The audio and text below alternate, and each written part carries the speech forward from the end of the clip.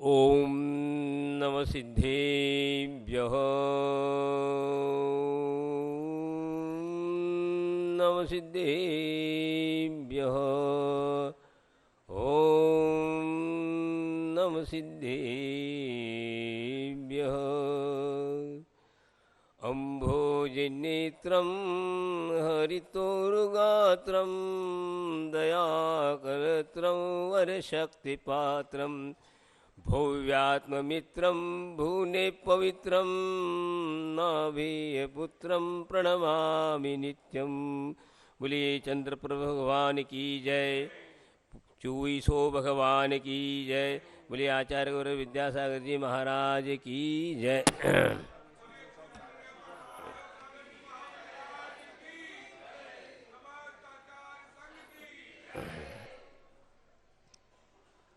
धर्म प्रेमी बंधुओं, प्रसंग है एक घनघोर जंगल की बात है।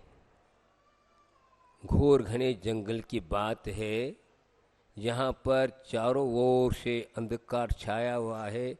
घने अंधकार से परिपूर्ण है। उसी घनघोर जंगल में बीचों बीच एक वृक्ष के नीचे ऐसा दृश्य दिखाई दे रहा है जैसा शरद पूर्णिमा की चांदी फैली हो। दो मुनिराज विराजमान हैं एक वृक्ष के नीचे। तत्व चर्चा चल रही है, सब लीन हैं। इसके बीच में एक शिष्य ने गुरु से पूछा कि इस जीव को नरक कौन ले जाता है। तब गुरुदेव ने प्रश्नात्मक उत्तर दिया, उछला हुआ पत्थर नीचे क्यों आता है। तो ज्ञात हुआ कि वह अपने ही गुरुता के कारण नीचे आता है। फिर पूछा गया, इस जीव को स्वर्ग कौन ले जाता है। तब इसी प्रकार प्रश्नात्मक उत्तर देते हुए कहा कि लकड़ी को जल में कौन तैराता है। तो उत्तर मिलता है उसके लघुता के कारण। तो संसारी प्राणी ऊर्ध्व और अध आदि चतुर्गति में भ्रमण कर रहा है। तो क्यों कर रहा है, इससे ज्ञात होता है पाप रूपी महागुरुत्व को प्राप्त होता है, भारी हो जाता है तो वह अधोगति को प्राप्त होता है। और जब हल्का हो जाता है, शुभ लेशाओं से युक्त होता है तो लकड़ी की भांति ऊपर तैरने लगता है। और वह लेकिन इन दोनों अनंतों बार इस चीज को हम लोगों ने प्राप्त किया, लेकिन उस चीज को आज तक नहीं प्राप्त किया जो पाप और पुण्य से रहित शुद्ध आत्म तत्व, वह जो है बहुत ही दुर्लभ है। जब तक ये दोनों आश्रयों को प्राप्त होते रहेंगे तो वह मुक्ति नहीं मिलने वाली है। तो एक आचार्यों ने बहुत भवजीवों के लिए कई बातें समझाने के रूप में लिखा है। एक जगह लिखा, अप्पा नेव वेरणी अप्पा में कड़ु सामली, अप्पा काम दुहा देनो अप्पा में नंदनम वनम। इस गाथा में, प्राकृतिक गाथा में बात ये कह रहे हैं, अप्पा ने वेरणी, आत्मा ही नरक की वैतरणी नदी है। अर्थात नरक वहां नहीं है, आत्मा में है। आत्मा में स्वर्ग है, आत्मा में भी नरक है और आत्मा ही मुक्ति है। तीनों से युक्त है। लेकिन अप्पा ने वेरणी, आत्मा में ही वैतरणी नदी है। नरक में ऐसे नदी बहती है बहुत सुंदर देखती है दूर से, शीतल लहर निकल रहे हैं, और वो नारकी सोचता है प्यास लगी पी लूं, वो जाता है तो हाथ पे सब गलने लगते हैं। तो उस क्षेत्र की विशेषता है, इसने उस नारकी का इतना पाप का उदय रहता है, जो आपको दिखाई दे रहा है वो सब दुख का कारण बन जाता है। यदि देवलोक जाते हैं नरक में तो उनको उस वहां का दुख का अनुभव नहीं होता। उस व्यक्ति आयु कर्म बंद करके गया है, इस प्रकार का आयु कर्म बंद किया है, इस प्रकार का कर्म का उदय होता है, उसी जीव को क्या होता है, दुख का अनुभव होता है, बाकियों को नहीं होता है। जैसे जेल है, जेल में जेलर भी रहता है और कैदी भी रहता है। एक हंस रहा है और एक रो रहा है। बताओ क्या है? देखते हैं, जेल जाना पसंद नहीं किसी को। जेल क्या है? एक मकान तो है, वो मकान नहीं है, सब लगे, सब कुछ लगे हैं, फिर वहां क्यों नहीं जाना चाहता है? जेल की सीढ़ी चढ़ना अर्थात बहुत बड़ा अपराधी माना जाता है, और कई लोग जेल में सर्विस करना चाहते हैं। बताओ कैसे कैसे है रूपरेखा, कैसी परिणाम है, क्या है ये? अप्पा ने वेरने, अप्पा में कडू सामली कूट, अर्थात वहां पर ऐसे वृक्ष भी हैं, छायादार दिखते हैं, सब लगे, वहां जाते हैं तो वहां के पत्ते डाल टूट टूट करके उस नार के ऊपर गिरते हैं। तो ऐसी ये चीजें उपलब्ध है। कौन कौन प्राप्त करता है?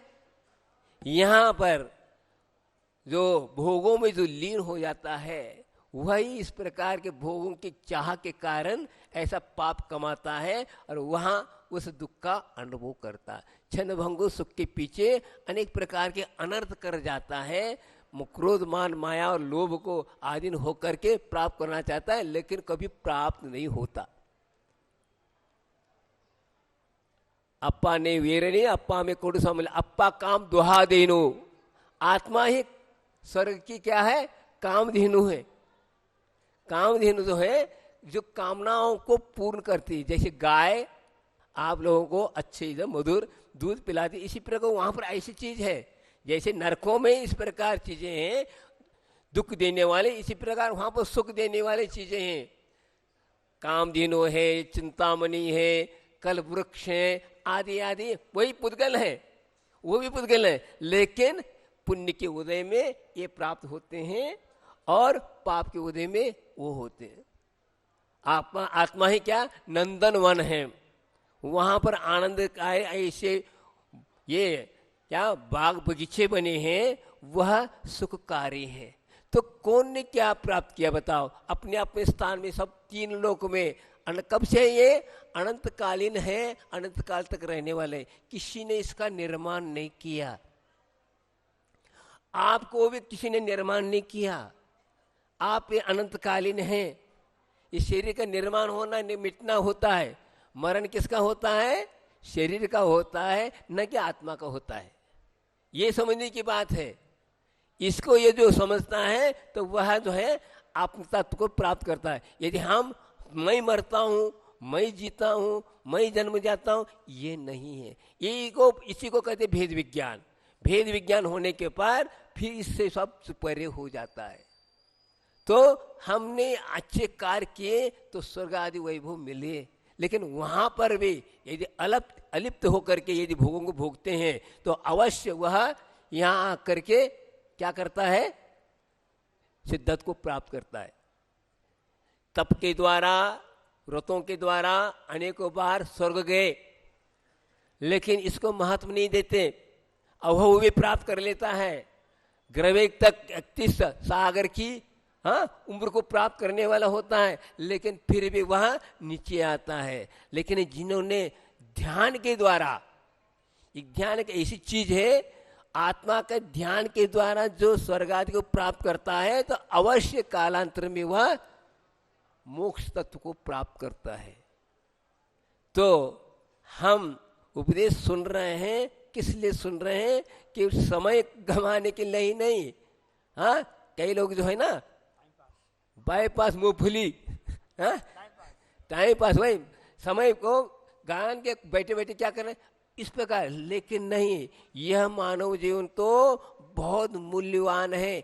एक एक समय जो है महत्वपूर्ण है। लेकिन महत्वपूर्ण किसको है? जो समझता है, विश्व, हाँ, तत्व ज्ञान रखता है, तो विवेकी है, वही इसका सदुपयोग करता। नहीं तो आर्थ ध्यान रौद्र धर्म में तो अनंतकालीन लगा हुआ है। धर्म ध्यान, हाँ, कि वो दृष्टिपात करना बहुत कम होता है। आप समझिए, हम विचार करते हैं, हम लोगों ने घर छोड़ा, दीक्षा ली, लेकिन समय कितना लगता है उसमें देखो। हाँ, इतने छोड़ने के बाद भी आप लोग तो 24 घंटा पाप करने में लगे, लेकिन यहाँ आने के बाद सोचते हैं तो कई कार्यक्रम बाहर प्रवृत्ति में जाना, निवृत्ति की ओर कम। ऐसी निवृत्ति करो, प्रवृत्ति करो जिसे निवृत्ति के लिए कारण बने, जिससे आत्म कल्याण। मुख्य उद्देश्य क्या है? ध्यान की प्राप्ति। ध्यान एक ऐसी चीज है, उसी के द्वारा सबका कल्याण होने वाला है। और ये बातें ज्ञान आदि का है, ये सामान्य है, ये ज्ञान से मतलब नहीं। ध्यान महत्वपूर्ण है, जिसके ज्ञान, जो ज्ञान स्थिर हो जाए उसको कहते ध्यान। ज्ञान के ही कारण हो रहा है ध्यान। किसको कहते हैं? ज्ञान स्थिर हो जाए, जिसके द्वारा ये हो जाए। एक जगह लिखा है, बहुत सुंदर श्लोक है, शर्मार्थम शास्त्राणि विहितानि मनुष्य भी सहेव सर्वशास्त्रज्ञ यश शांत सदा मन। शर्मार्थ मतलब सुख शांति के लिए विद्वानों ने शास्त्रों में लिखा। क्या लिखा है? सर्व शास्त्रों का ज्ञाता हुआ है जिसका मन शांत है। बताओ, आप द्वादशा के पार्टी में बन गए, यदि मन स्थिर नहीं है तो काम का नहीं है। मन स्थिर करने के लिए ज्ञान किया जा रहा। जिस ज्ञान के द्वारा मन स्थिर हो गया वह वास्तविक सर्वशास्त्रों का ज्ञाता है। और ज्ञात करनी तो आस्था का पार्टी बन गया, लेकिन यदि इसका स्थिर नहीं हुआ क्या काम का। और यदि पढ़ा लिखा नहीं है और इसका चित्त शांत है, निर्विकल्प है, हाँ, किसी आर्थ ध्यान रौद्र ध्यान से परे है, तो कहना होगा वो वास्तविक ज्ञानी है। ज्ञानी की परिभाषा ये है कि हम लोग बहुत पढ़े लिखे हैं। हाँ हाँ हाँ हाँ, ये पढ़ा लिखा सब कुछ है, ये किस काम का? केवल जो है स्मृति का भार है। बड़े बड़े ग्रंथों का ज्ञान है वो स्मृति में है, उपयोग में नहीं आ रहा। जैसे अलमारी में रखे हुए शास्त्र हैं उसी प्रकार है, वो काम में नहीं आ रहे। काम में जो आ रहा वह वास्तविक ज्ञान है, बाकी सब ठीक है। तो कहने का तात्पर्य है, तो नरक और स्वर्ग आदि अनेक योनियों में जन्म मरण कौन कर रहा है? कौन भेज रहा है? कोई भेज ना रहा है, स्वयं हम अपने ही उपयोग के द्वारा हम उसको प्राप्त कर रहे हैं।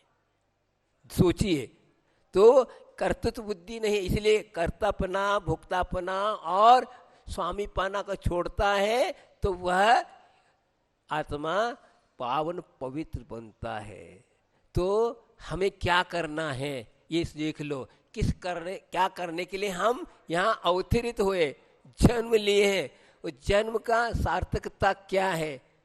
इस धरती पर अनंतानंद तीर्थंकर हुए, अनंत आनंद हुए। कहो अनंतकालीन यह संसार है और ये चल रहा है और ये कभी समाप्त नहीं होने वाला है। तो अपने को इधर उधर देखना नहीं, क्या कर रहा है, क्या कर रहा है। वो भाई हो, बहन हो, माता हो, पिता हो, कोई भी हो, लेकिन हमारा रास्ता क्या है ये देखना है। भले ही कर्म के उद्देश्य ऐसा योग मिला, लेकिन योग मिला ठीक है, लेकिन प्रत्येक को यह नहीं कि वही करना चाहिए। हाँ, समझिए, निमंत्रण देते हैं तो परोसते हैं अनेक प्रकार की चीजें, तो अपने जो अच्छा लगता है वही खाता है, बाकी दूसरे छोड़ देता है। वो खा रहा है इसलिए मैं खाऊं, ये नियम नहीं। समझे? जो इसी प्रकार यहाँ पर जो है हमारे लिए जीवन मिला, हम कितने आज वर्तमान की परिस्थिति देख करके हमें ऐसा लगता है कि अच्छे अच्छे बड़े बड़े डिग्रियां प्राप्त कर रहे हैं, सब कुछ कर रहे हैं, फिर भी उनको 2 रोटी खाने के लिए सर्विस नहीं मिल पा रही। बताओ किस काम का ज्ञान वो, बताइए। रास्ते में रहने वाले गाय भैंसे जो हाँ वो तो खा रहे पी रहे, वो कोई सर्विस कर रहे हैं, लेकिन इन लोगों को बात ये पता वर्तमान में कि ये 2 रोटी के पीछे इतनी मेहनत कर रहे हैं। ये छोटी सी एक पेट के पीछे कितना 17-18 साल तक पढ़ा, कितना खर्च किया, लोन लग करके, फिर भी ज्ञान काम की नहीं हो रहा। बताओ ऐसे ज्ञान किस काम का हो? इसलिए कहते हैं आप ज्ञानी हैं, ज्ञान से रहित आत्मा नहीं है। लेकिन ज्ञान क्या प्राप्त करना, समझने की बात है। ज्ञान का सदुपयोग करना, हमें क्या करना ये नहीं सोच पा रहा है। पढ़ा लिखा है, क्या पढ़ना चाहिए और क्या नहीं पढ़ना चाहिए, क्यों पढ़ना नहीं जानता। पढ़ा लिखा है, क्या पढ़ना चाहिए, क्यों पढ़ना चाहिए नहीं जानता। सब जानते हैं, लेकिन ये नहीं हो पा रहा। ये वास्तविक ज्ञान है। तो कहने का तात्पर्य है कि आज हम दुखी हैं। क्यों दुखी हैं, इस बात को कोई सोच नहीं रहा, कि सोचता है कि ये कर रहा है, ये कर रहा है। नहीं, शास्त्र क्या कह रहा है, तू अपने किया हुआ कर्म का फल भोग रहा है, ये ज्ञान नहीं हो पा रहा है। ज्ञान तो बहुत किया, लेकिन ज्ञान ये नहीं हो पाया कि मैं दुखी क्यों, ये सुखी क्यों, ये सोचो। शास्त्र में कहता है कि सम्यक की उत्पत्ति के लिए साधन बताए गए देवों में, कि क्या कहते हैं, देववृद्धि दर्शन एक सम्यक दर्शन उत्पत्ति के लिए कारण में। देववृद्धि दर्शन अर्थ क्या, कई प्रकार के देव हैं यहाँ पर, वहाँ पर कई रिद्धिदारी हैं, वैभव संपन्न है।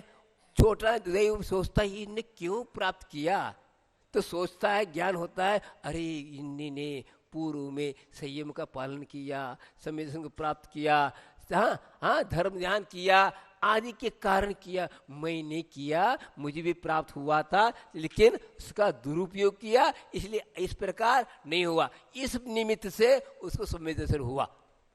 बताइए, तो ये निमित्त है। एक रिद्धिधारी को देख करके एक सामान्य देव को स्वर्ग, हाँ क्या होता है, सम्यक दर्शन होता है। तो ये सोचने बात है। आप सोचिए, आज यहाँ पर जो है दरिद्र भी अमीर बन जाता है, लेकिन वहां पर ऐसा नहीं। वहां पर जो करते हो जितनी जिंदगी भर जितना है उतना ही मिलेगा, आपको नहीं करना है ना कुछ नहीं। यहाँ पर ऐसा नहीं है। यहाँ पुरुषार्थ करता है तो दरिद्र भी अमीर बनता है, अमीर भी दरिद्र बनता है। क्यों? अपने अपने बुद्धि के कारण, अपने कर्तव्य के कारण इस प्रकार परिस्थिति आ रही है। तो कहने का तात्पर्य यह है कि शास्त्र कह रहा है तो स्वर्ग कौन भेज रहा है, नरक कौन भेज रहा है, आदि आदि जो मानव पर्याय प्राप्त हो रहे, अनेक प्रकार की योनियों में जन्म जरा मृत्यु को प्राप्त हो रहा है, कौन कर रहा है? कोई कर नहीं रहा है। बस अपने को स्थिर होकर सोचना, मेरी ही गलती है, मेरी ही भूल है। यह भूल को स्वीकार करो। इसको स्वीकार करोगे, ठीक नहीं है तो शिकार हो ही रहे, कर्मों के द्वारा बंद हो रहा है। समय आपका हो गया। तो कहने का तात्पर्य कि हम अपने ही उपयोग के द्वारा अपने ही पैरों पर क्या कर रहे हैं, कुल्हाड़ी मार रहे हैं। और यदि समझता है तो वह विवेकी संसार से मुक्त होता है। बोले चंद्र प्रभु भगवान की जय।